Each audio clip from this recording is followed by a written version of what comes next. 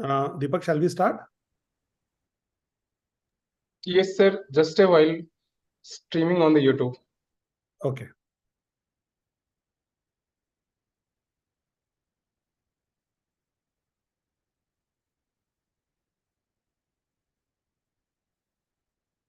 Okay, sir. We are live on YouTube. Very good morning, everyone. It's probably one of the most exciting week in the last 5 years.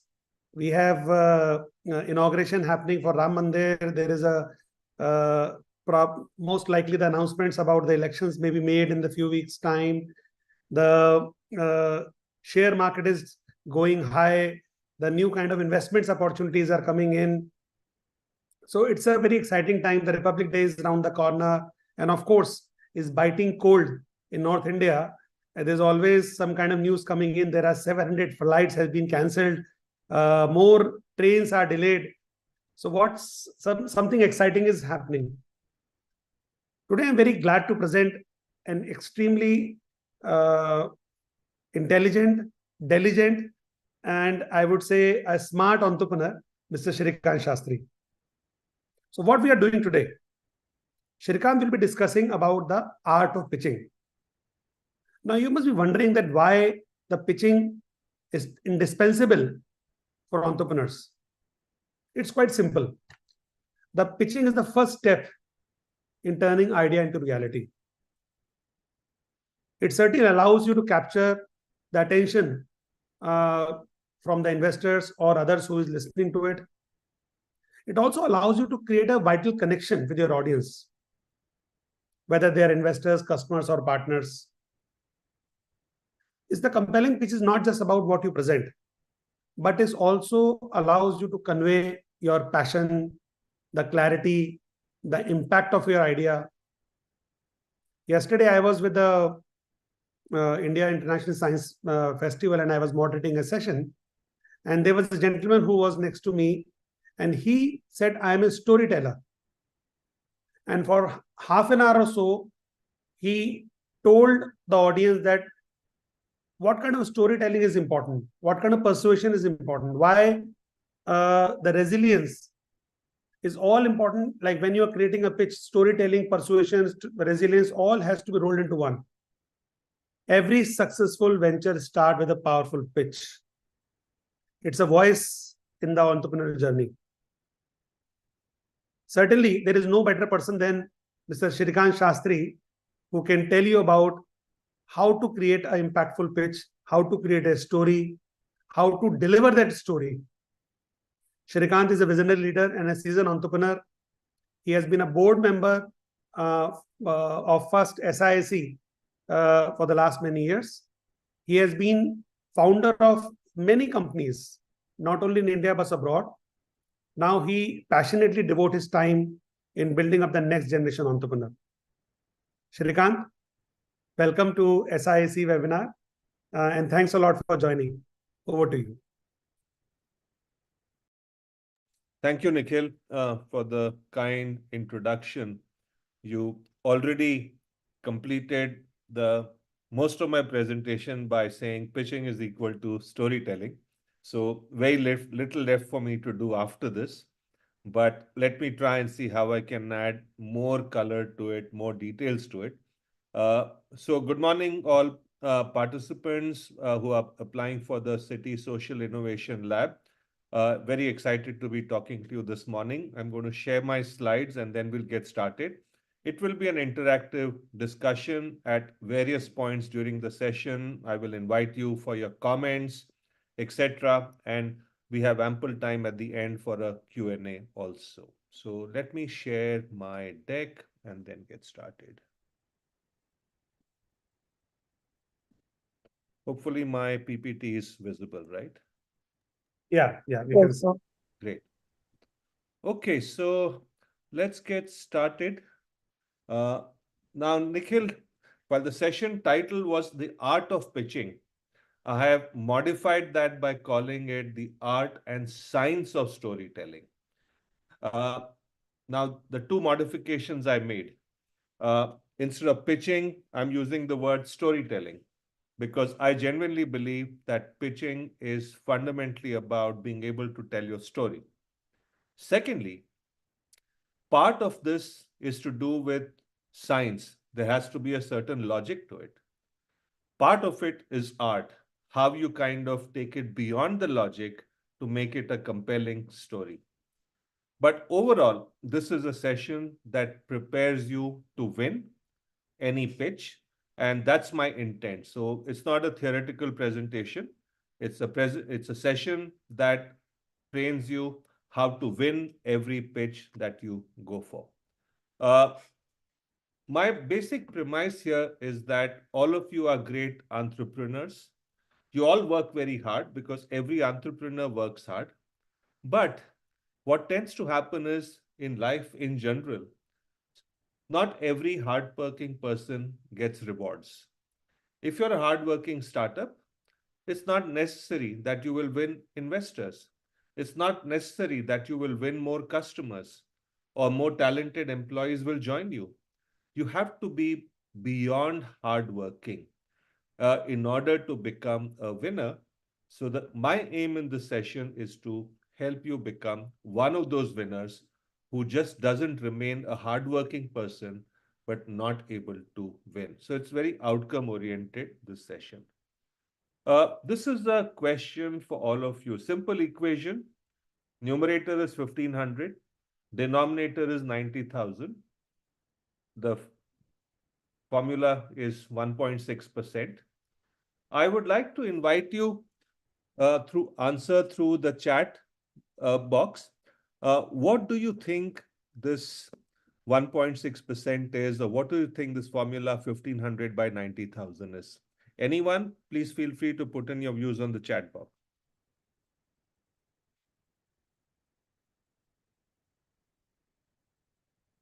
No views so far? I think they cannot speak because they are muted. The Chat bot, Yeah. the chat box. Yeah, we request everyone to please put your questions in the chat box and I will take it up with sir. Yeah. Just put it in the chat box and I can read it out. Vatsala can read it out. So what do you think this 1500 divided by 90,000 is?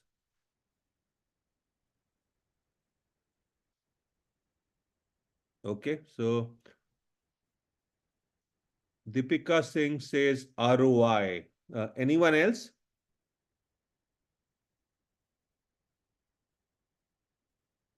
Vinay, the chat is in Q&A is enabled. Pranav Vaidya says funnel. Himanshu Sahu says possibly the startups were able to raise funds successfully. Anyone else? So 3 good ideas so far. ROI, funnel, able to raise funds successfully. Sumukha says ratio of startups that survive after a year. All of these are very good guesses. Any other views? Adarsh Khan says maybe success rate of startup, which is similar to what Sumukha has said. Dhairya says startup acceptance ratio. Anonymous attendee says dividend return on investment. Kiran Shivappa says time limit for pitching. Okay, so the person who's got the right answer is Himanshu Sahu. If you look at the Startup India portal, give or take a few thousand, the last time I checked, there were 90,000 startups registered on the portal. But any year that you take, how many of those startups, and all of these are early stage startups, how many of them are able to raise funds from formal investors? I'm not talking about family and friends. It's about 1,500 from angel funds, VC funds, seed funds, etc. So it's 1.6%. So what it means is that 98.4% of startups are not able to raise investments in a particular year. It does not mean that they shut down and go away. They obviously, entrepreneurs are brave, they continue. But all it says is that fundraising has a very low success rate. And therefore, how can you ensure that you're part of that 1.6% and not part of the 98.4%? And that is the purpose of this session, to make you part of that 1.6%. Airbnb, this is a global brand we are all familiar with. Look at Airbnb's history when it first started. The Airbnb founder sent his pitch deck to one of the marquee investors in Silicon Valley, Andreessen Horowitz, biggest VC firm for early stage startups. And the general partner at Andreessen Horowitz, he's commented, the first time I heard about Airbnb, I thought it was possibly the stupidest idea I'd ever heard. Now imagine you send your pitch deck to some of the biggest VCs and you get this feedback, you're bound to get demoralized and you might believe that yaar mere idea mein koi dum nahi hai. But you here's what happens. You have to find another way to make yourself heard by the investor. So what do you think happened? Did the Airbnb founder give up his idea? No, we know Airbnb survived. It's become a big company. So what did they do? This is what happened. The same investor says, after speaking with the founder, Brian Chesky, I went from a complete skeptic to complete believer in 29 minutes. Something changed. The previous slide you saw, the investor thought it was the stupidest idea. And suddenly, after speaking with the founder, that person became a complete believer. The investor became a complete believer. And in this round, Airbnb raised $112 million. And the rest, as they say, is history. So what do you think happened? What do you think changed from the previous observation of the investor to the completely transformed views of the investor? I'd love to get your views. Put down on the same Q&A box. What are your views? What do you think changed? How did the investor who thought it was a stupid idea suddenly decide to invest money? What do you think changed?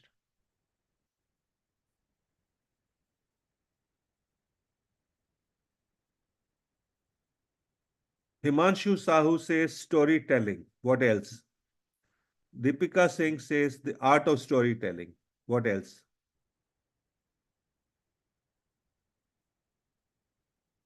Anyone else? You're on the right track, but there is more to it. Kiran Shivappa says convincing the idea. Deepika Singh says passion and vision of founder. Anyone else? Any different views? These are all good ideas, but anything else that you have? Okay, so Pranav Vaidya says in metaphorical way, listener's soul was touched. Again, a good point of view, Pranav. So here's what happened actually. Two things happened. One, when the founder, the first time around, when the stupid idea comment came, the investor had probably only seen the slide deck that was sent to that person by email. Very often, as startup founders, you send your deck by email to lots of investors. And sometimes when the person is going through the deck on his own, the investor, they may not be able to understand the excitement of what you're trying to do. But when the investor meets the founder, that is when you can bring forth your passion. You can do compelling storytelling and convert the other person. So it's a combination of being able to do powerful storytelling where you're in front of the investor, where your passion also comes through very clearly. The other message I want to leave with you is that there is no alternative to pitching. A lot of founders, particularly those who come from a tech background, sometimes feel uncomfortable about pitching because for them, pitching is like selling. Sometimes they delegate it to one of their team members. Very often in my email, I get pitch decks from startups where the founder doesn't write. It's one team member of his who says, on behalf of the company, I'm sending the deck. That is the wrong thing to do because it is the founder who's the most important person. It's the founder whose passion has to be seen by the investor to be convinced. The founder is the best person to tell the storytelling, and therefore there is What needs to happen is, as a founder, you need to be able to tell your storytelling effectively, and there's no alternative to that. I have a different question now. Uh, this is, uh, I'm sure all of you watch YouTube videos. There is hardly anyone who's not likely to watch YouTube videos. My question is, there are so many videos that pop up every day in your feed. Uh, how many, how long do you watch a YouTube video? How many minutes or seconds do you watch a YouTube video before deciding that it's worth watching, that it's a good video? At what point do you stop watching it saying this is not a video that is of interest to you? I'd like to get your views in terms of how much do you watch a video before you stop, before you lose interest. Okay, so in the chat box, I have Mandeep Singh saying 1 minute, Darshan Samnekar saying 8 seconds.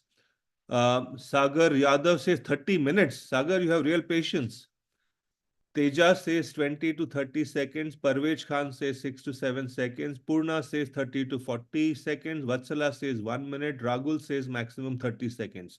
So clearly, a lot of people don't have enough patience. Someone says I've watched 1.5 hours long. Krishnu, but I'm assuming that but you decided it was a good video. That's why you decided to watch. But most people are saying 8 seconds, 10 seconds, 20 seconds, 30 seconds. So why does that happen? Because you believe that within that time, you're able to, 1 second, why is that my...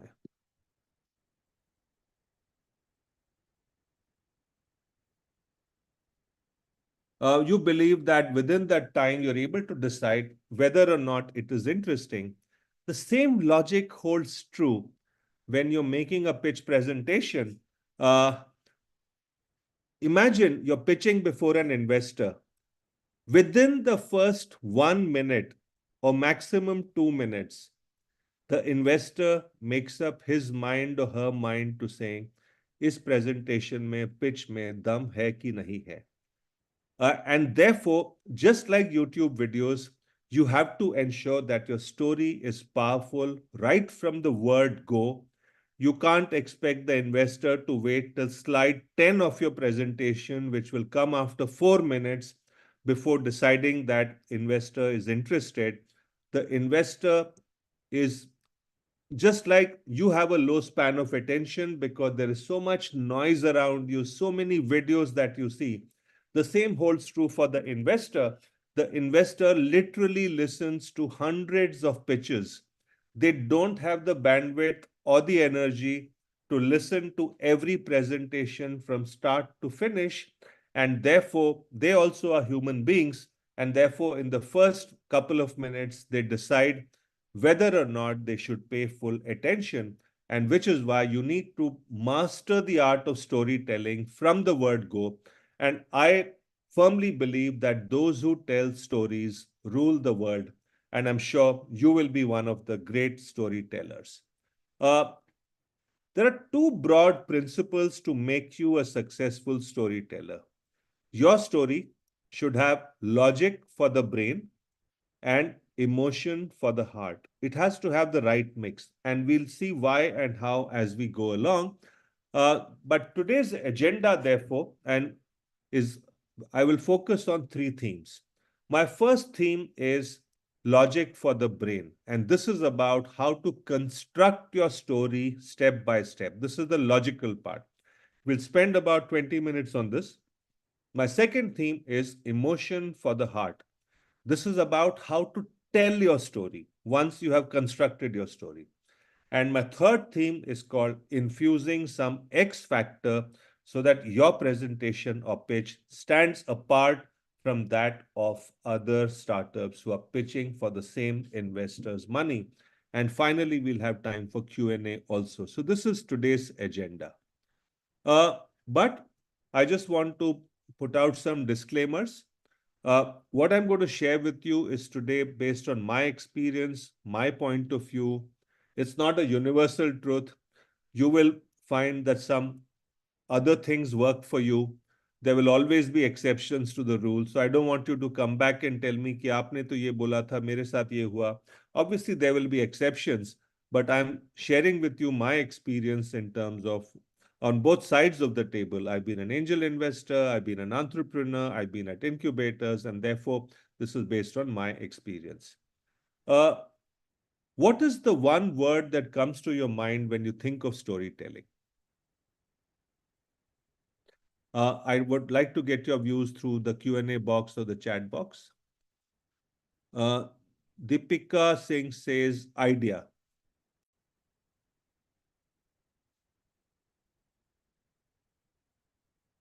Someone said emotions, creating, that's moving, eye-opening, action and resolution, emotion with words, correlating with real world, creating interest, choice of words, punch in the nose. Okay, great suggestions. And on the other side, I have Sunita Mehta saying connection, Pranav Vaidya saying happy ending, Manas Seth says compelling, Kiran Shivappa says interesting, interest, Sumukha says captivating. All of these are great, but fundamentally, when you think of storytelling, why are you doing it? Because you're selling an idea or a concept to the other person. So it has to be compelling, it has to have emotion. So everything that you said is correct, but at the end of the day, storytelling means you are pitching your idea or concept to the other person in a way that is compelling and convinces the other person. But the one word all the words that you said are correct, but the one word I did not see was selling. You are selling your idea, your vision, your dream to the other person. Let me see if anyone has come up with selling, real-time commercial, connecting with purpose, art of connecting with people, making a connection with the audience. So Ragul has said convince. So convince makes sense. That's closest to selling. But fundamentally, you're selling an idea or a concept to the other person. So let's talk about how to construct your story. This is the first theme. And I'm going to give you a 10-point framework here. In this 10-point framework, I could give you a theoretical lecture, but I will not do that. Instead, I will take a popular, well-known brand like Ola and take Ola as an example to see how the 10-point framework would work. We are in 2024, but go back in time to 2009 or 10 when Ola had just begun, or 2011, I'm not sure, when the Ola founder was at the same stage at which you are today, which is an early stage startup. Imagine that the Ola founder, Bhavesh Agarwal, was in front of an investor pitching his idea to that investor, and imagine what the interaction could have been. The first question that the investor would have asked the Ola founder was, what really big problem are you trying to solve for? What do you think is the answer Bhavesh Agarwal would have given? I'd like to get your views through the chat box or the Q&A box to see what your views are. What is the answer that Bhavesh Agarwal would have given, likely to have given? I don't know what is the answer he gave, but what is the answer he may have given? So let's see who's got. Bharat Lohani says, making life easy for travelers. Gaurav Singh says, safety. Anything else? Deepika Singh says, reach anywhere, anytime. Ashwin says, bridging the gap between travelers and car drivers. Pranav says, no reason need to whistle for taxi. Dharya says, cab travel, inconsistent fares and safety for passengers. Mandeep Singh says, quickly find the nearest driver. Gaurav Mehta says, shared economy. Anchal says, lack of cooperative cabs. Dr. Himank Agarwal says, convenience. Achintya Sharma says, easing public transport for everyone economically. Gaurav Mehta says, emergence of technology has facilitate asset utilization and economic benefits. So lots of views. Let me try and give you my point of view. We're looking at the really big problem that you're trying to solve for. Remember, this was way back in 2009, 10, 11. This was the fundamental meta problem that Ola was trying to solve, as was Uber, that public transport in India is non-existent in most cities. Using private transport is painful because of traffic and parking, and it's also expensive. Fundamentally, that's the problem, right? Buses, local autos, local cabs, all of them did not give you an ideal solution. Using your own transport was hard, parking, it's expensive, etc. So this is the high-level problem statement that they were trying to solve.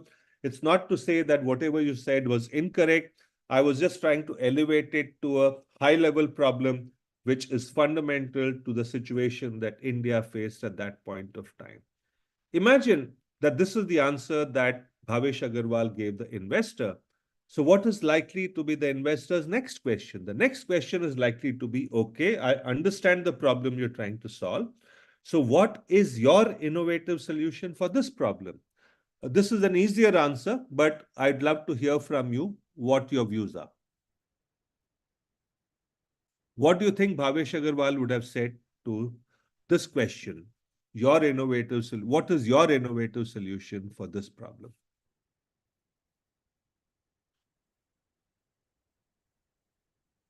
Anyone?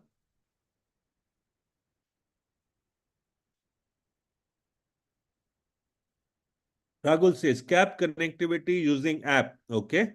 What else?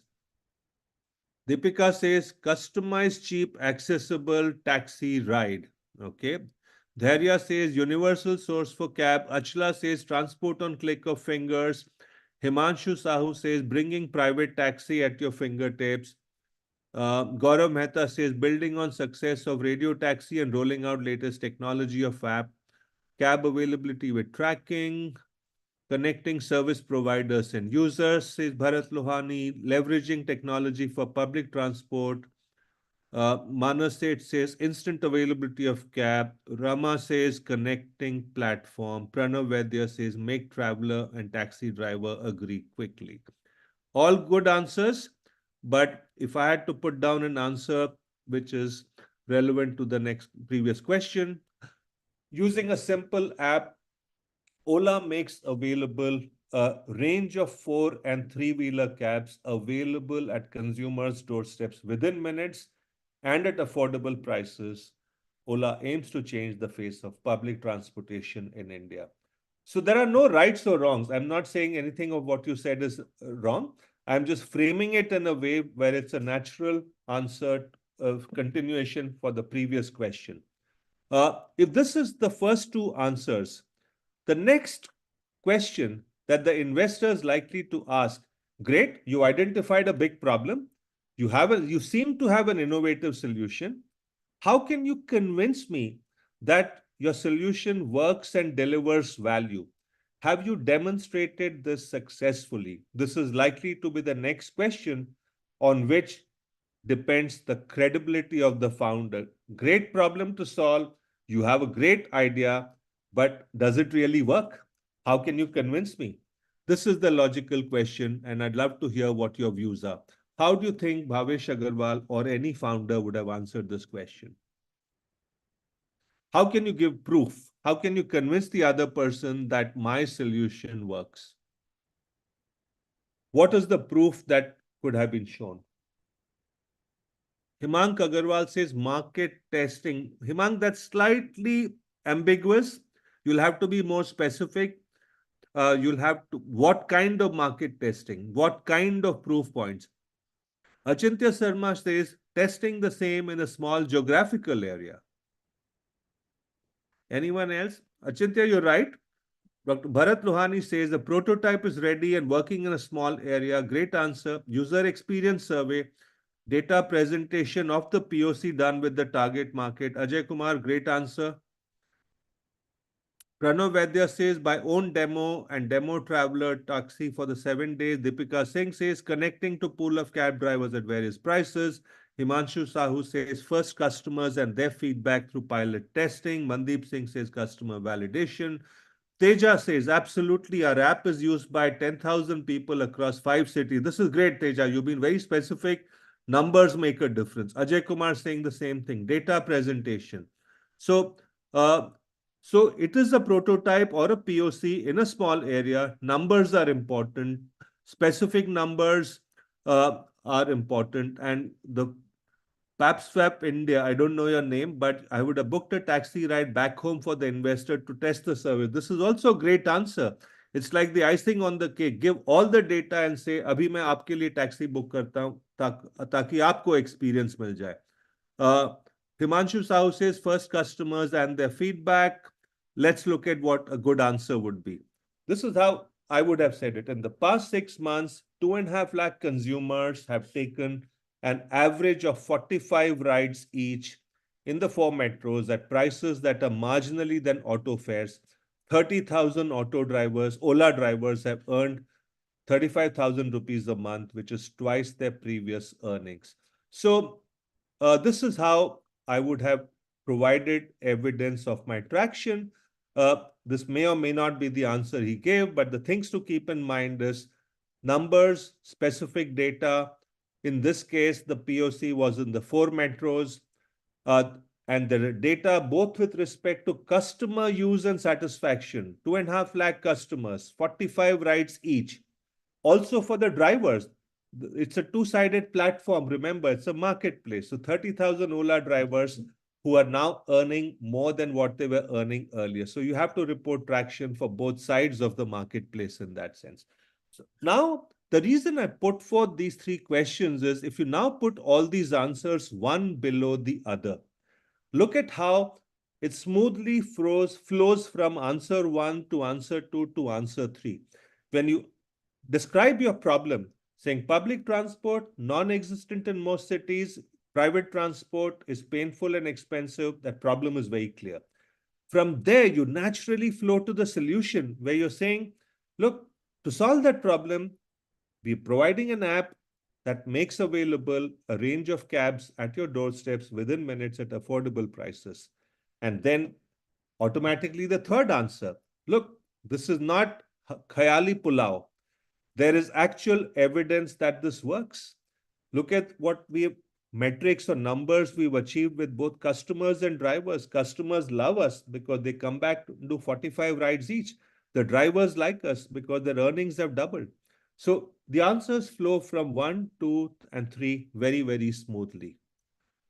If you answered these 3 questions well for your business, I believe that 60% of the pitching battle is won. And let me try and explain why. These are the 3 important questions.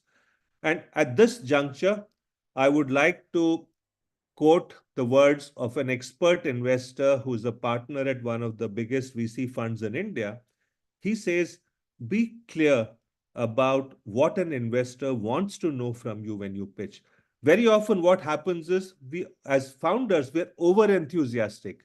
We have so much to share that we overload the presentation and give a lot of information. But this investor is saying, be clear about what an investor wants to know. If you are an early stage startup, what an investor really wants to know is 5 things more than anything else. The problem you're solving, your solution for that problem, is it a large market? Have you achieved early traction? And are you the right team to do it? 5 most important questions. And 3 out of those 5 we looked at closely just now through the Ola example. That's why I said 60% of the job done. And if I now tell you what the entire 10 questions are, the full list of 10 questions in the framework, and I would suggest you can take a screenshot of this because these are the 10 questions to which if you find answers to, you will begin to construct a solid pitch. Now, the ones on the left side, 1, 2, 3, 4, 5, are the most important ones for early stage founders. And I'm assuming that most of you are at an early stage. So those are the 5 most important questions. Really big problem you're solving for, your solution, traction, market size, and team. And I want to harp on the team aspect, question number 5.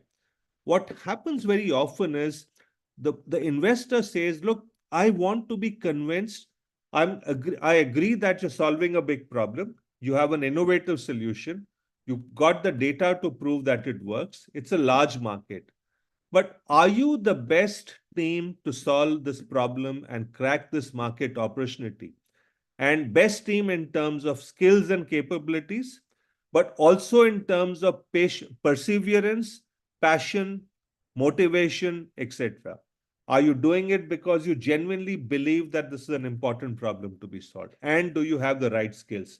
So the ones on the left are the most important questions out of these 10.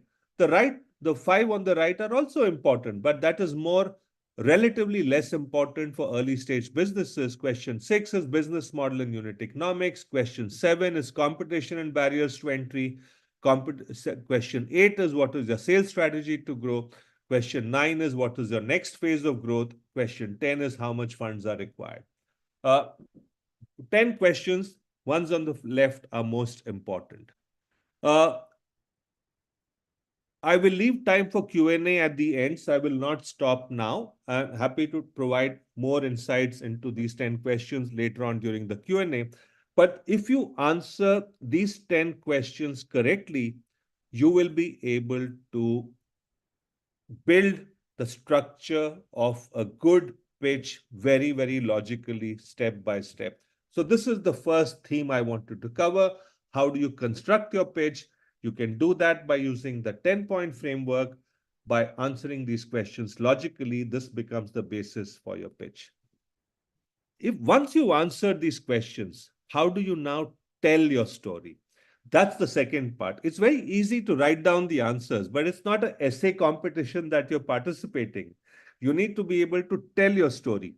So I'm going to move from business to food, just to convey a message about how important a story is. Imagine you are a chef making a pitch to me. I'm a foodie.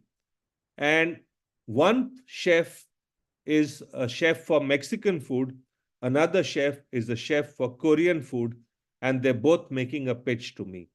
And I'd like you to look at these two food stories closely and see which one makes more impact. The first food story by the Mexican chef is this. He shows me the slide with a visual of a food item. This is for a food dish called guacamole. And there's text in the slide which says, what are the ingredients you need to take? Avocados, tomatoes, lime, onion, garlic, cilantro, salt. And then it has 2 or 3 steps. And then it says that this is how guacamole is to be eaten. Now, this is one chef making a pitch to me with a visual, some text, and one slide. The Korean chef pitches very differently. The Korean chef comes and says, my name is Kim Myung-sung. I make various types of fermented Korean food, including kimchi. For Korea, kimchi is a symbol of its national pride. For me, kimchi represents love and future.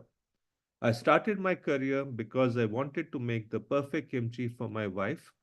Well-made kimchi is fresh, crispy, and lightly tingly.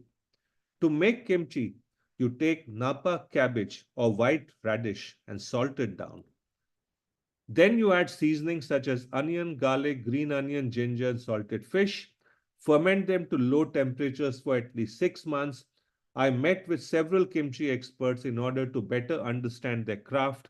That's how I perfected my current recipe for kimchi. And we must pass on the legacy and pride of our culinary culture to our future generations. I believe if we innovate, we can connect with the past and the present. Which chef's pitch made more impact and why? I'd love to get your views from the chat box or the Q&A.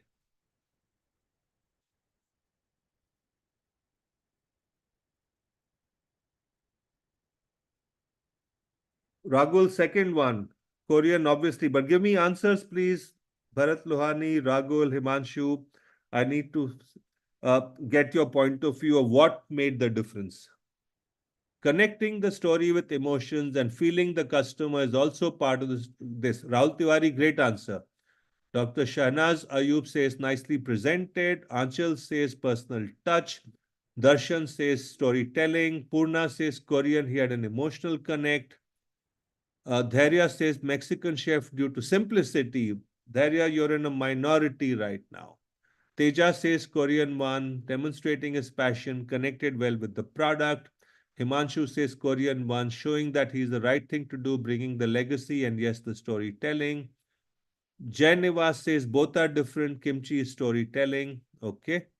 Okay, so we've got a bunch of views except for one, Dhairya, who says Mexican due to simplicity. Most other people seem to said Korean. I would also vote for that for the same reason that it is more compelling storytelling. The first one was simple, yes, Dhairya, but did not excite me. The second one connected with me, connected with my heart, and again, goes back to the same part, those who tell stories rule the world. And this is where now you might ask me, look, pitching is serious business. Why should I waste anyone's time by telling stories? And the reason is that this is again the words of the expert investor. This investor says, do storytelling around the problem first, sell the problem first. When you pitch, don't jump straight to the solution of product.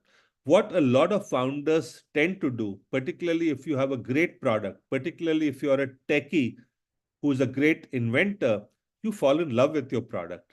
And then you believe that sari dunya ko is product se pyar hona chahiye. And therefore you jump into the product demo, describing the features and all of that. But before doing that, you need to first get the other person to agree with you that there's an important problem waiting to be solved. And that is where storytelling is required so that you sell the problem first. This is one, that's why storytelling is important. And I'm going to give you a fictional story just to give you a flavor for how storytelling can happen in a pitching situation. So I created a fictional story because I mentor a lot of startups. I created this fictional story, my own story, fictional. I started mentoring young startups in 2018. It was so enjoyable that I was mentoring as many as 25 startups and students very soon. Word spread, and I was soon getting 10 requests per month via email, phone, LinkedIn, and referrals. I started saying no to most of them because I simply did not have the time. I felt very bad, but there was nothing I could do. In early 2021, I met this young chap on a flight. He came up to me and said, "You may not remember me, but I chatted with you at the 2019 TIE event in Delhi that inspired me to set up a social venture that helped thousands of migrant workers during COVID. I wanted to thank you for that mentoring." This feedback made me sit up. I realized that if I could create a bigger platform where thousands of mentors could mentor millions of young people, we would do great service and also build a large business. That's how Mentors for All was born. Today, we have 14,500 mentors doing 1 million mentoring sessions each year. That's 25 crores of revenues. And we have just begun. What I'd like you to do on this page is to tell me some portions are highlighted in yellow, some in green, and some in gray. What do you think the yellow, green, and gray portions signify? What are your views? Yellow is the problem, says Bharat Lohani. Bharat, you're absolutely right. Anyone else? Green is the opportunity. Gaurav says, Gaurav, which one? You say situation, which color? Yellow problem, green idea, says Achla. Yellow, green is inspiration, says Himank. Yellow problem, green solution, great traction, says Manas. Dhairya says, yellow is the problem with emotion. Green is gratitude.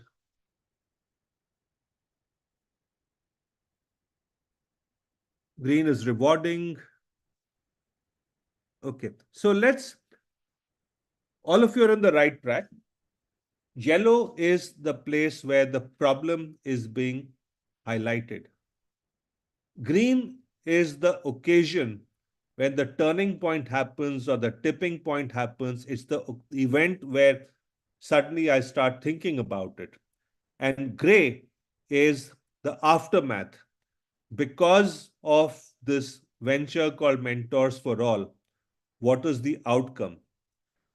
And this is what through this story, I want to give you the framework for a 3-part storytelling framework. There is a before, there is an event, and there is an after. The before is the way things were before something changed. In this case, it was me. I was the character. I felt very bad because I was not able to mentor. So this is the before portion. And then the event happens. This is the moment when things change. It's the tipping point. Could be a big thing or a small thing. In my case, it was the interaction with the person I met on a flight. That was the tipping point. It could be an actual event, or it could just be a realization or a decision. Very often, a lot of people get great ideas when they are in the shower. A lot of people get great ideas when they're listening to music. So the tipping point could be anything. When suddenly the realization strikes you कि ये problem solve करने के लिए हम ये कर सकते हैं, that is the tipping point. The after is when things change because you have introduced your solution and things become different. This is when the outcome is they lived happily ever after. After using your product or service, it improved their life. They became stronger, they became wiser. So that's the after part of it. So if you look at my story, the same thing happened. The yellow part was the before. This is where I introduced the characters, which was me. I introduced the emotion about how I was feeling bad. The green portion is the event or the tipping point where I met this young person and his feedback made me sit up and realize that I must do something to solve this problem. So I set up the platform. And the gray is the after, how suddenly million mentoring sessions, 14,500 mentors, revenues, the traction is being reported. Can you now use the same framework to build your story together? You can. And there are 4 steps to build your own story. First is you need to think about possible stories that you can use. I call it the story collecting phrase. Next is from that list, shortlist the right story for your audience. If you're pitching to investors, one story might be appropriate. If you're pitching to customers, another story might be appropriate. And then you have to bring in all the key ingredients. What are the key ingredients? Ingredients are the characters, the emotions. You need to bring those ingredients in and then write the story using the 3-part storytelling framework. A lot of people ask me, I don't know how to create a list of stories. मेरी life बहुत boring है, मेरे पास कोई story नहीं है. But that's not true. Everyone has a story. And what is a systematic way to compile your stories? And this is how I would suggest you do it. How do you create stories? One way is to go back deep into your memory. Who are the people you met? What are the places you visited? What are the things you did? What events happened in your life? When you look at all those memories, you will automatically start listing down some stories. You'll have to go way back in your memory to your working days, to your college days, to your school days. And what you might realize is the business that you're trying to build today, the motivation for that came from a past memory and therefore go way back in time. The other memory could be, I'm sure, as part of your life, for some of you who are researchers, one day in the lab or while teaching, you may have realized that there has to be a better way to do something. That was your moment of realization. For some of you, it could have been while you were studying in college and you're working on a practical experiment, you may have said there has to be a better way of doing it. Or it could be, if you are Bhavesh Agarwal, you may have struggled during your college days to catch an auto, catch a bus, and you must have said to yourself, there has to be a better way of doing this. So memories are one way to start listing down your stories.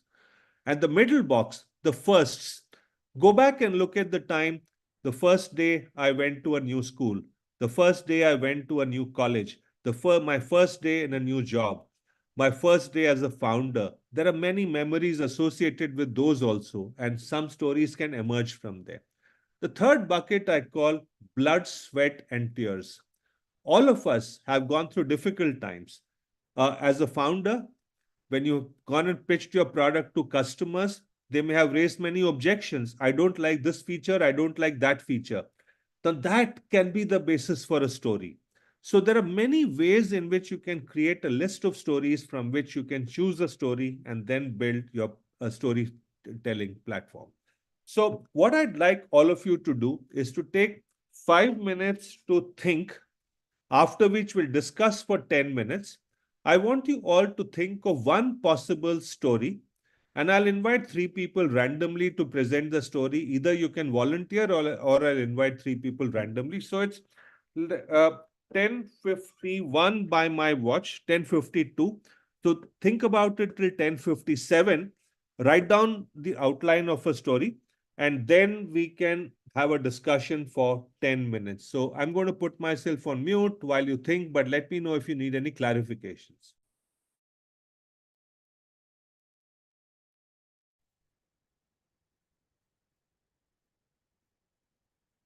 If there are no clarifications, then I'll wait till 10:57 to invite some of you to present.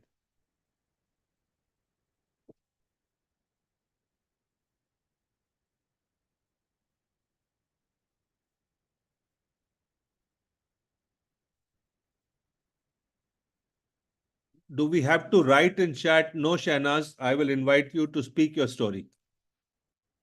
Rahul Tiwari's story should be related to individuals, product market fit. Rahul, you're giving me a long kahani here. I just want you to write your story.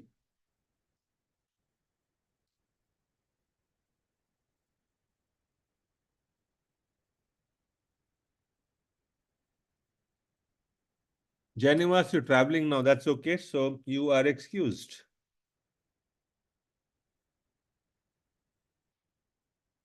Bharat, how truthful has to be? So I would say you can take some creative liberties, but obviously you have to be truthful about the problem you're solving and what your product does and the traction you have. On that, you certainly can't be fudging.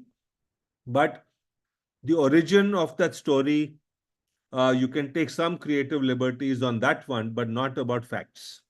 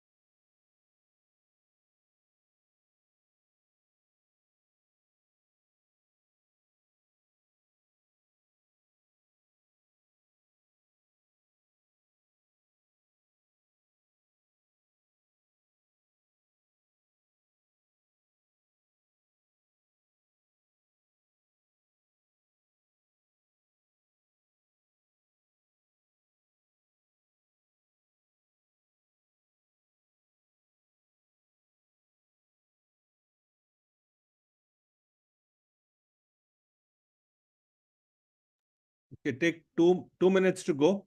After that, I'll invite a few people to present.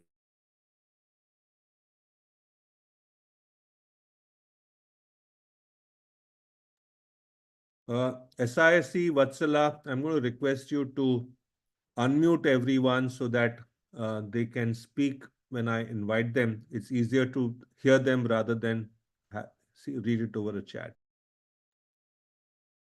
Those who would like to speak, please raise your hand and we'll unmute you. Perfect. That would be great. So yeah, three people can be invited to be part as they become the speaker. You can upgrade them. Yeah. So I would first start by inviting 3 people to volunteer themselves. If not, we can invite people randomly. So this is an So may I, enthusiastic sir? group, so I May know I? people will volunteer. May I, sir? One second. Who can you raise your hand? Yeah. I request Yeah, I have raised. whoever wants to volunteer, please do a show of hands on the Zoom button, and from that we can then invite. So we have Professor Bharat Lohani and Dr. Shahnaz. Okay, perfect. Let's start with them. Shahnaz. Yeah.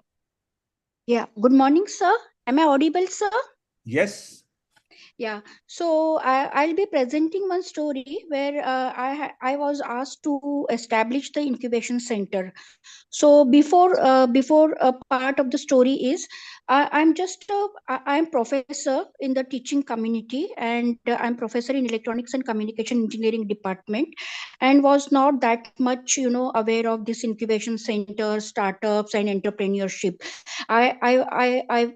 I had heard these words, but I was not into it.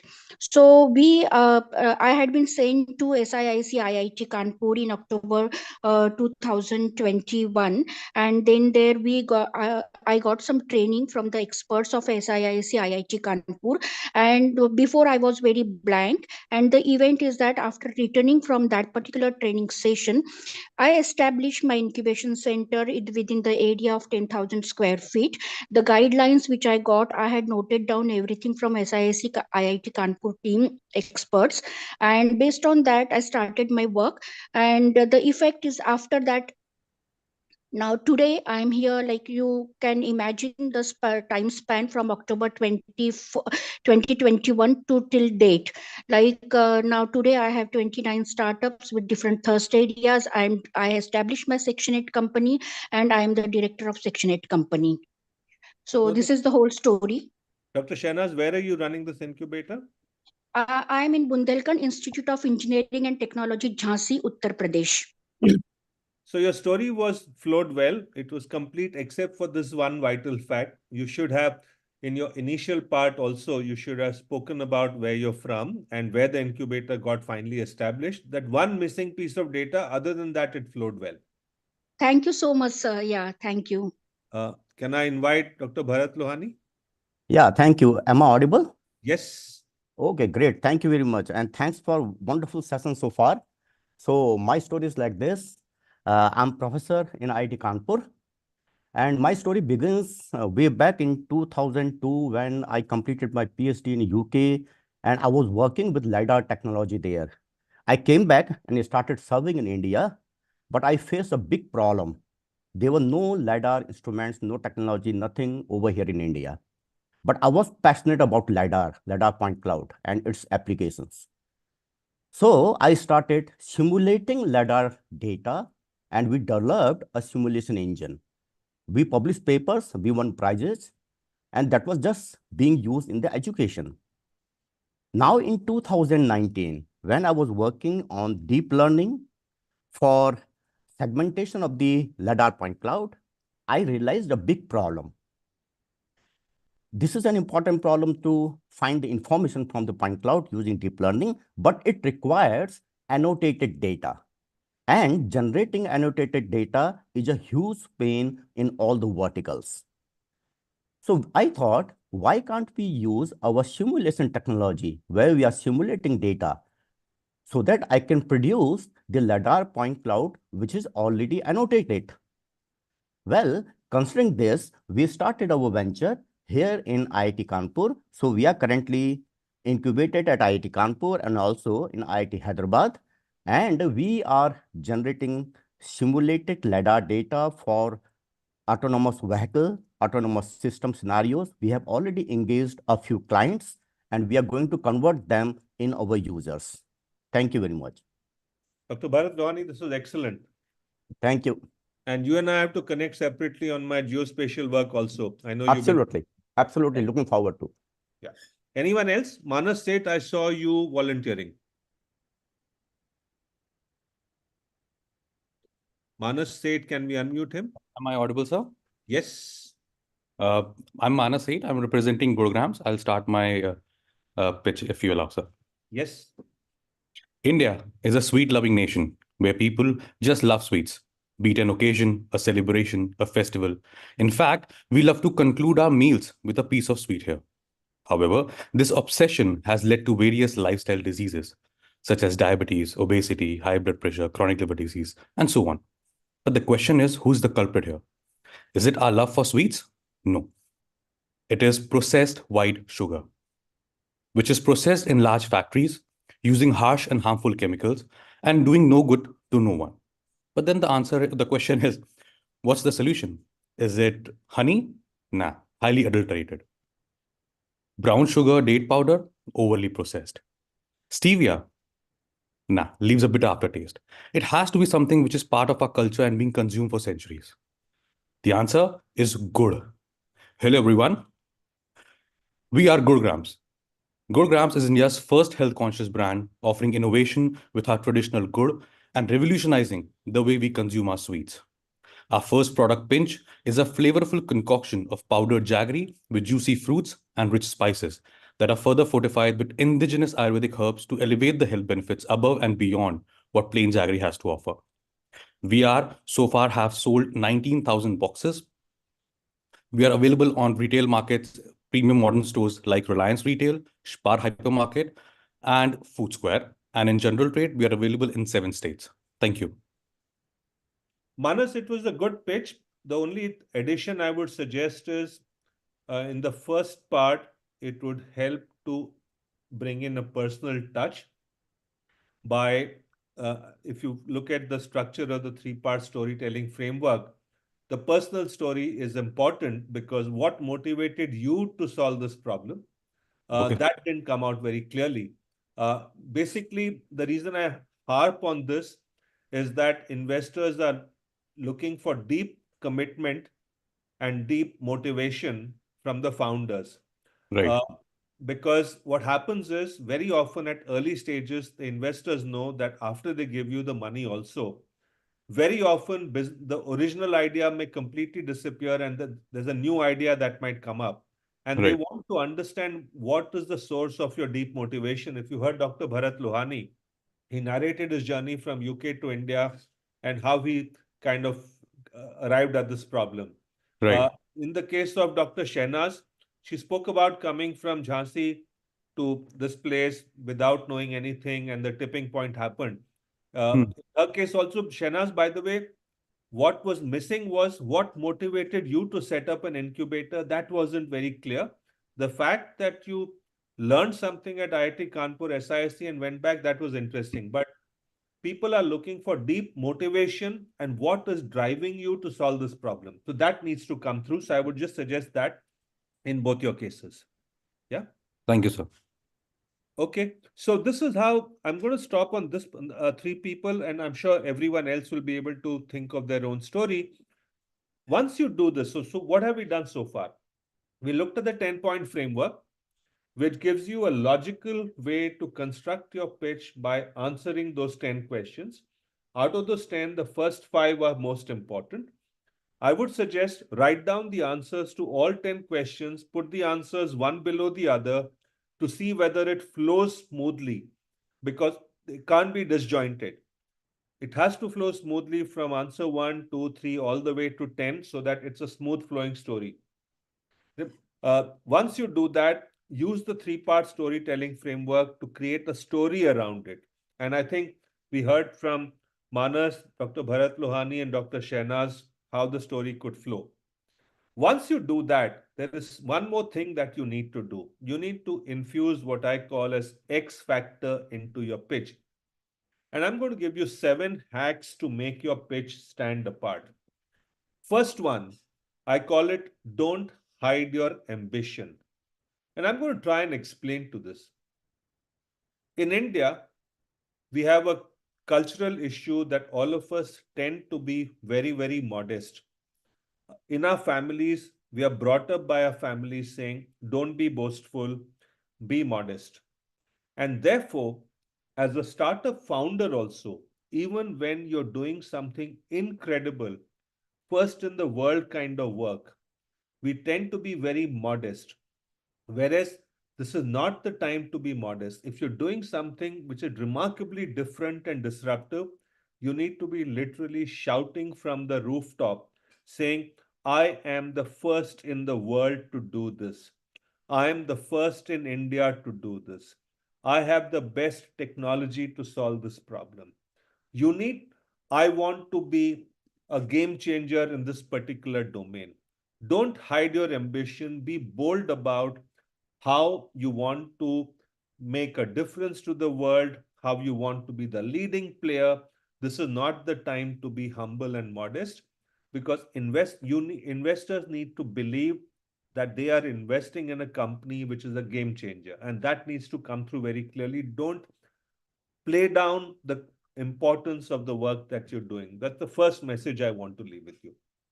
So I want to ask at least 2 or 3 of you to tell me, and not Bharat, Manas, or Dr. Shehnaz, you already answered. I want 3 other people to tell me, how would you describe your ambition?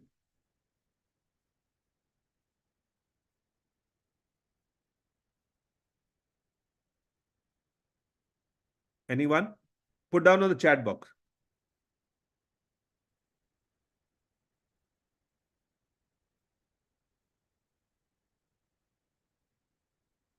Give me one sentence that describes your ambition.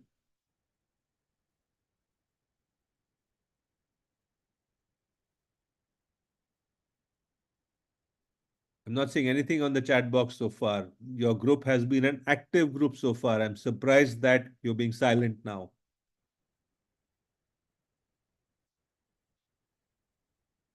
Pranav Vaidya, scale of... Pranav, I want you to frame it as a sentence. Don't give me a hypothetical thing, solution for entire India. So Gaurav Mehta says, building code-based documentation for million companies to preserve their technical knowledge. This sounds good, Gaurav. Slightly long. If you can make it crisper, the better. Rishabh Kumar, for the world from India. This is very, very ambiguous, Rishabh. It doesn't say anything about the work that you do. Himanshu Shah, one-stop solution for the electric vehicle OEM sourcing. Okay. Are you the first? Are you the best? Are you the biggest? Can you add some adjectives?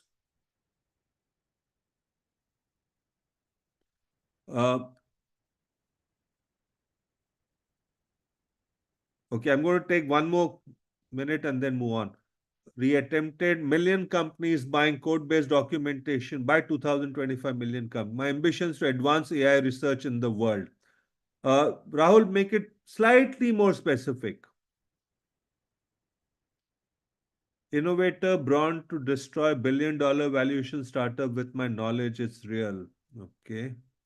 Herbal medicine, Namrata Hegde, is to be a global leader in herbal medicine industry while complying with scientific quantity standard. That's a good statement of ambition. Dhairya, ambition is to contribute to the agri industry as food is a necessity of life. Not ambitious enough, please be bolder. First guys to build a dishwasher with a scrubbing feature. Fantastic. That's a good way to say. Okay, so I'm going to move on from here. You get the general drift. All I'm saying is, look, and I'll tell you what I meant by describing your ambition. If you go back to my first slide in the presentation, right? If you look at the ambition that I gave there, let me go back and show you what I mean by ambition. It should be on your first slide. Let me show you what I said. If you look at the first slide of my deck today, a session that prepares you to win. That was my ambition. It is not a session to give you information. It's not a session just for discussion that prepares you to win. So that was my ambition. So whatever ambition you have should be on the headline of your slide. Just keep that in mind. Let me go back to my main slide now. Okay, so we are here. The next hack. So this was first one. Don't hide your ambition. Second one is slide headlines are your most valuable real estate. Use that space well to convey a story. What I mean is very often, when investors are seeing hundreds of presentations, so they become lazy. They skim through the headlines first without reading the full slide. So if you don't do justice to the headline, you will lose their attention. Very often slides in the headline I see are the problem. The next slide will have a headline saying the solution. Third slide will have saying traction. Fourth slides will say market size. Now that's a waste of valuable real estate. Now let me give an example of how you can use that space well to convey your story. The way to do this, once you've written down your answers to the 10-point framework, distill that answer into a powerful headline. That is what you need to do. You saw the answers to the Ola 10 questions. Write those similar answers for your 10 questions for your business. Convert those answers into a headline. And after that, start writing the slide content. Let me give you an example. Look at this headline of a pitch deck that I saw some years ago at IIT Kanpur itself at an event. The headline has just 4 words: brain hemorrhage, silent epidemic. Look at how powerfully the message comes through with just 4 words. Contrast this.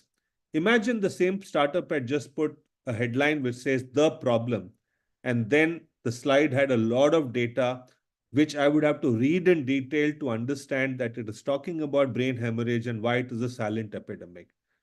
Compared to that, putting these 4 words in the headline makes it jump out at you. You clearly understand what the problem they're trying to solve. If this is the headline for the first question or first slide, the next one is this for the solution slide: Cerebro, trademark, handy on-the-spot assessment tool for intracranial blade detection. Very clear. The headline for the first slide, the headline for the second slide flow beautifully from one to the other. You don't need to ask any more questions. But after this, if you now start populating the slide, if you take the first slide, brain hemorrhage, silent epidemic, then you only put in appropriate and relevant content. The tendency very often is to put as much data as possible, as much text as possible, but look at how clean the slide is. There is a headline, which is very powerful. You're supporting that with simple content, one which says need, early detection is important among traumatic brain injury patients. Present solutions like CTI, MRI scan or neurological exam are not giving the right answers. Therefore, there is a gap. We're not able to detect early symptoms, and that's why 10 million people suffer traumatic brain injury annually. The problem is so beautifully and simply described. It starts with a simple but powerful headline and content under that, which is so clear. Similarly, for the solution slide, that headline is supported by simple content. There is a visual. There are 3 boxes: non-invasive, portable, and automatic. And there's a 1-line descriptor for each of these. Nothing more required. The slides are so simple and clean.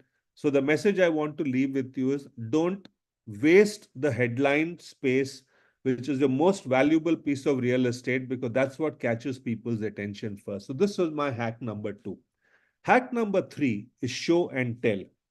Now, this happened, Bill Gates, if you remember, was CEO of Microsoft till 2001. Then he stepped down after that to set up Gates Foundation. And a lot of his initial work was in malaria. And so Africa was one big focus. So he was giving a TED talk at TED global event in US or Canada. And the audience was a very, very illustrious audience. And he's telling that audience that, look, I want to tell you about my work with malaria in Africa. None of you has ever been to Africa or experienced malaria. So I brought that experience for you here. And he has this glass jar in front of him on the podium. He opens the jar and says, I've got bunch of mosquitoes for you from Africa so that you are able to experience the malaria thing that you've never been exposed to. He was obviously joking, but it got people to sit up and take notice. He brought the whole story alive. The message I want to leave with all of you is you need to do show and tell. If you have a product that can be demonstrated, it should be brought with you during the pitch. You need to find a way to do impactful show and tell for your respective businesses. Sometimes, if you're running a food business, you should take your food product and let people taste it. If you have to let the audience or the jury or the investors touch and feel your product, experience a product. That's a much better way for them to understand what you do rather than just words on a slide. I won't have time for asking you for your views. You can think about it later. Hack number 4 is small dose of humor. You don't need to crack silly jokes, but remember, investors, because they listen to hundreds of pitches, it's a very, very boring existence, and therefore lightening the mood a little bit with a small dose of humor does help. Next is timing. A lot of startup founders go wrong with this in their pitch. Very often you're allotted 5 minutes for a pitch, and by the time the buzzer rings, you're not even halfway through your presentation, and then your story is incomplete. So the way to plan your timing is, if you look at normal human speech, in 5 minutes, you can at most speak 700 to 800 words. And therefore, plan your presentation in such a way that there are never more than 10 to 12 slides in the main pitch. And when you speak, it should be 700 to 800 words covering those 10 to 12 slides. And this brings me to the logical one of practice. Unless you practice in front of a mirror, in front of your co-founder, before going the session, you'll never get the timing right. And therefore, to get the timing right, you need to practice. Even beyond that, just to make an impact on the audience. Remember, Airbnb, the founder, the opinion changed when he made the pitch. 29 minutes he was allowed. But very often in pitch competitions, you're allowed only 5 minutes. And therefore, practice, practice, practice. If you're given 30 minutes by the investor, very often investor, if they agree to meet you on a Zoom call or face-to-face meeting, they might give you 30 minutes. But remember, in those 30 minutes, you can't be presenting for 30 minutes. You can present at the most for 10, 12 minutes. After that, it's for discussion. So if it's 10 minutes, then 1,500 words, you need to rehearse. So practice, practice, practice. Steve Jobs, one of the best presenters ever, used to practice at least 100 times before he went on stage to launch an iPhone, for example. There's no shortcut to this one. And I go back to the 7th hack, which I said earlier also. Even if you have 5 minutes, the first 30 seconds or 1 minute, the first impressions are going to get formed. The investor will decide whether or not to pay attention to you. So you have to be very careful about what you do in the first 30 seconds, first 60 seconds, first 90 seconds. Those are super critical. Therefore, as a wrap-up, I would simply say that to make a pitch successful, you need to have logic for the brain, which is what you get from the 10-point framework. And then you do your storytelling and X factor and build emotion for the heart. And go back with the view that everyone has a story. And if you build a story which is personalized, which reflects who you are, you will be successful. And with that, I will stop my presentation and open it up for a discussion. Can take any questions.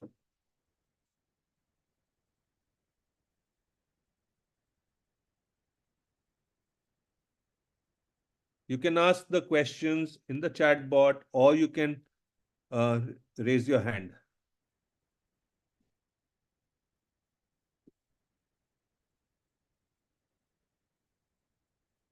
Yes, Sunita, you can get these slides, not a problem.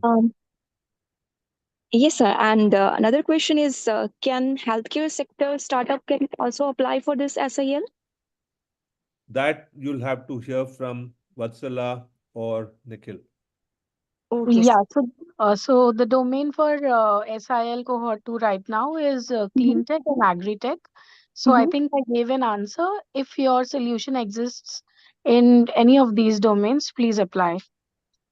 Thank you so much. And really impressive talk, Not sir. only, Thank you so much. Yeah. Sunita, not only Yeah. you can apply for SIL, but we offer incubation support across the verticals. So if you Okay, have an sir. interesting startup, we'd be very keen to hear your idea. Sure, sir. Yeah. Thank you, sir. Thank you so much for this opportunity. Yeah.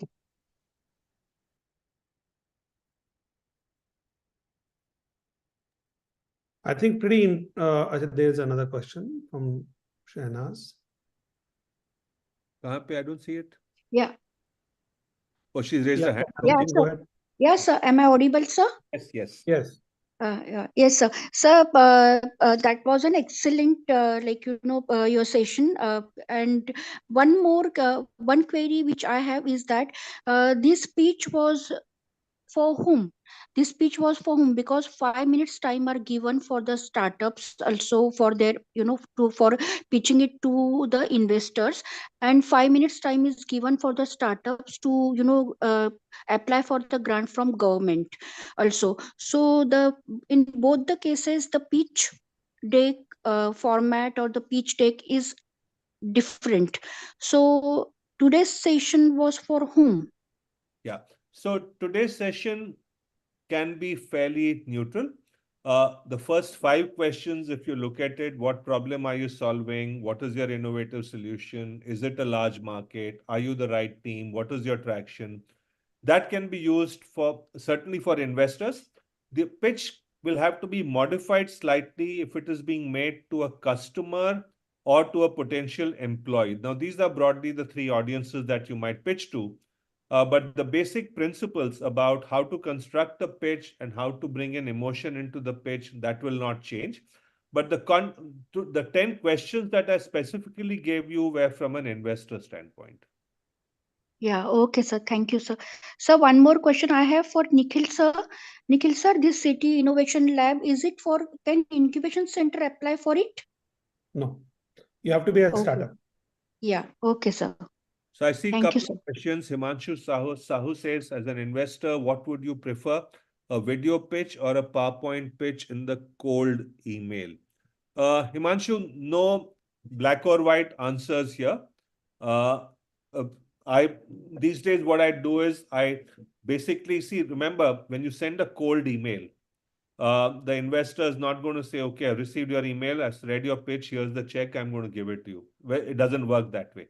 Your first effort is to try and get a meeting with the investor. That's your first purpose, right?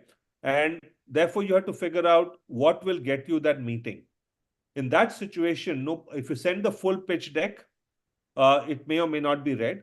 So a teaser would help. So shorter version of that. Just like for a full movie, there are trailers and teasers that are released that capture attention. You need to create a short version of the pitch deck, a teaser.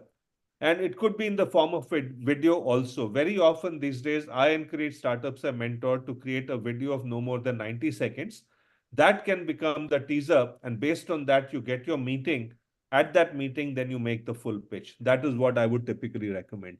Then I'm looking at questions. Gaurav Singh says, as a startup, how company evaluations are measured. Gaurav, if you're an early stage startup, which is what most of you are, people are going to look at, if you look at the answers to the first 5 questions that we spoke about, the initial traction is about saying, look, you identified a problem, you say you have a great solution, show me your traction. So initially, depending on which business you're in, if you're in a B2C business, a consumer-facing business, people are going to look at, are there enough people trying your product? Is there some repeat rate or repeat customer, or are your customers leaving and going away? They may not look at absolute revenues in the initial stage, but they might look at how many people are trying or adopting your product. So it depends on the stage and depends on whether you're B2C or B2B. Then Achintya Sharma says the best way to make a pitch, if you're not a first mover in the industry, but innovating already, is huge for the worldwide market. I don't know what this, Achintya, given, I don't see a question there. Then link for none of these are questions. Okay. Amitabh Ranjan says, how can one strike the right balance between conveying passion and providing concise, compelling information when delivering a pitch?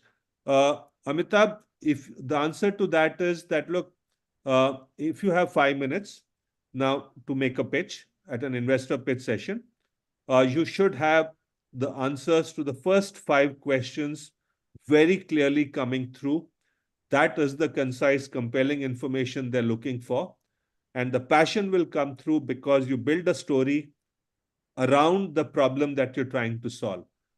So it's a balance that you'll have to achieve with thorough practice.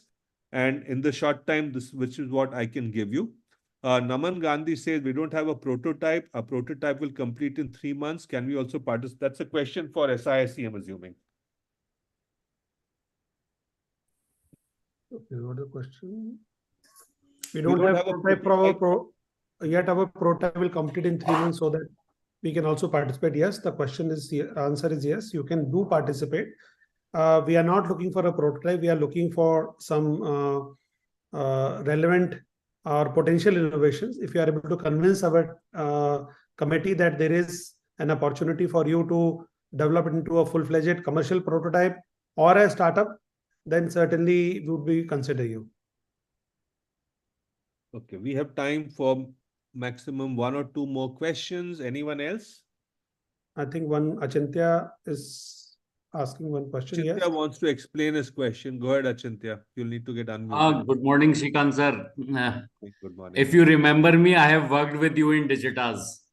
Oh, of course. Achintya, name rings a bell now, certainly. Yeah, I have a startup. Like my question is, I am into creating audio-visual products. Okay.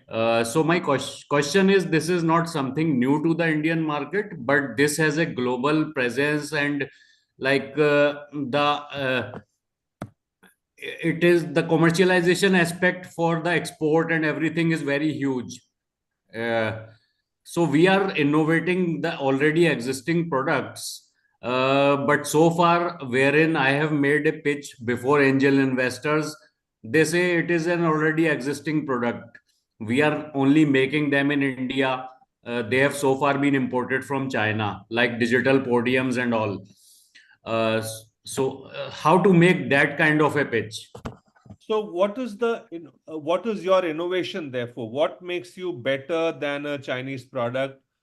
Is it price? Is it something else? So what is the innovation that you're bringing? You don't have to be the first. That's not necessary.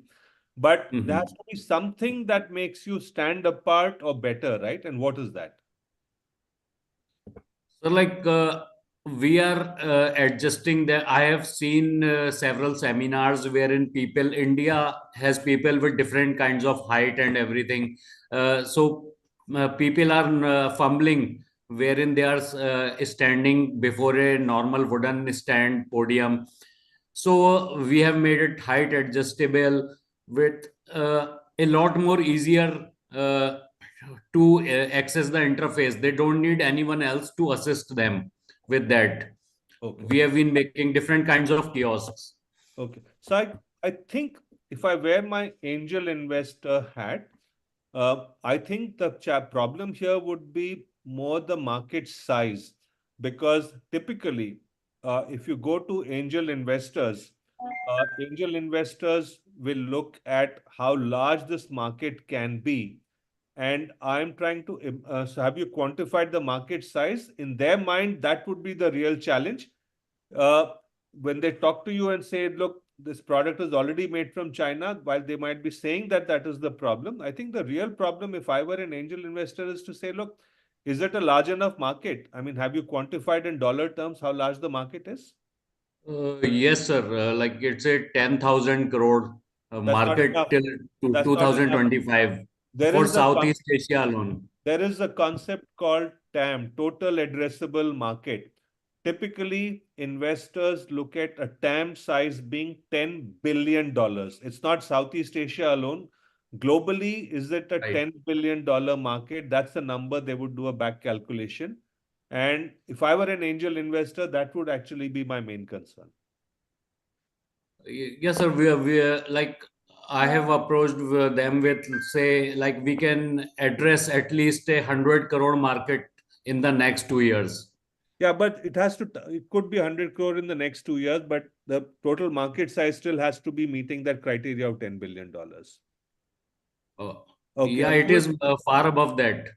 But so you'll need to look at that aspect carefully. I don't think, and is your innovation two things I would. One, your innovation has to be substantially good compared to the Chinese product. Second, the total. Yes, sir. The thing is, we had been selected in G20 in Lucknow last, and in the UP International Trade Show, we were among the 100 startups from UP. So we were given but when you go to angel investors, that's a formal investment community. They would look at TAM more than anything else. That's the thought I can leave with you. I don't think we can close this discussion at this point of time. I would just want to take one comment from someone who says, anonymous attendee, can a story be hypothetical that later connects to the vision of our startup? I already answered this question in the context of what Dr. Bharat Lohani asked me earlier, that look, the facts have to be facts about the traction of your business, what your product does. The story, hypothetical bit, you can take some creative liberties, but it has to be rooted in some experience and some reality, not totally hypothetical.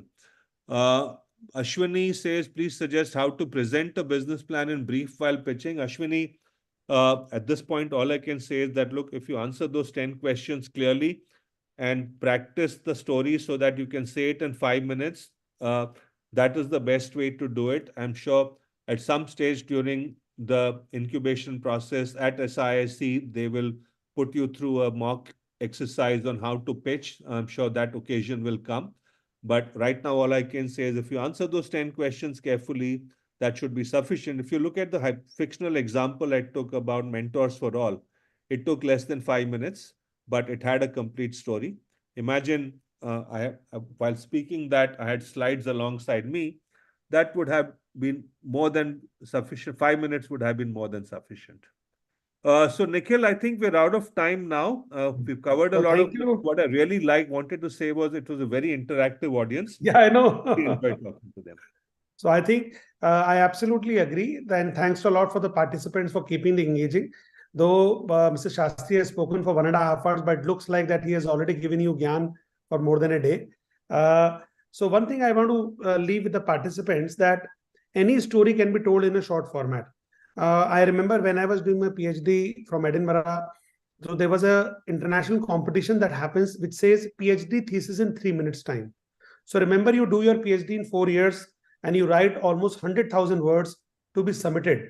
And whereas you must have written at least 500,000 words, and you concise those 500,000 words to 100,000 words, and you are sort of a world-class expert on your topic. And then there is a competition which comes and says that, okay, you have to present your PhD thesis in 3 minutes time. And you have like few days to explain your work and explain the literature and everything, but you just have 3 minutes to explain. It's a formal competition which happened across the universities across the world. And perhaps my suggestion would be look at that PhD competition. There are people who do excellent job and they explain highly complicated research in less than 3 minutes time. And you look at from the hypothesis and forming the question and to the final analysis, they explain everything within 3 minutes time, and that makes sense. So your story has to be in such a way that the investors are intrigued to call you back. Your pitching is not the end of the final goal. No investor will give you money by hearing 5-minute pitch. No investor will only based on their thoughts on a 5-minute pitch. The 5-minute pitch is the starting of a conversation that will allow you to bring back to the table. The investors and the analysts will go through the entire documentation. They will dig deeper into your company. But 5-minute pitch, what it will do is that if your 100 people are pitching, that you may stand out because investors have limited time. They say, okay, I want to see only 5 or 10 companies in the next 4 months' time. So these are the 10 companies I would look at because they have delivered the pitch beautifully. So 90% of the company will be rejected, 10% companies will come for a conversation which have a potential for investment. So you don't want to miss that opportunity. So I think what Mr. Shastri has presented is a crisp and a structured way of developing a pitch and then giving a pitch to the potential investors, not only investor, but also the customers. Thanks a lot, Shrikant, for coming this you. morning. I know it's very early. It's Saturday. And thanks a lot for all the participants. There were more than 100 people in the room at one point of time. So thanks a lot for coming early morning Saturday. And I hope that many of you apply for Social Innovation Lab. And even if you are not able to get into your topic into Social Innovation Lab, you can still apply for incubation at SIIC, because we have verticals across, and we would be very glad to read your application and hopefully talk to you of how we can work together with IIT Kanpur. So thank you very much once again, and look forward hearing from you again. All the best, everyone. Thank you, Shrikant sir. Thank you, Nikhil sir. Thank you everyone for joining this session. We have pasted the link on that is on our YouTube live handle. So please revisit if you want to have a look at the presentation today.